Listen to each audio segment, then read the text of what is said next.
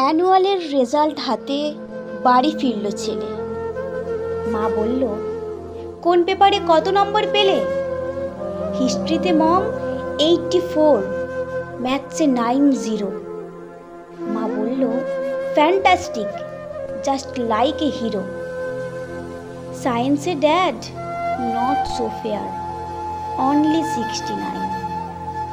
ইংলিশে just 92, altogether fine. জিওগ্রাফির পেপারে তো 100-এ 100, ডুবিয়ে দিল বেঙ্গলিটা, ভেরি পুয়ার গ্রেড। ছেলের মাথায় হাত রেখে মা ঠোঁট বেঁকিয়ে বলে, নেভার মাইন্ড, বেঙ্গলিটা না শিখলেও চলে।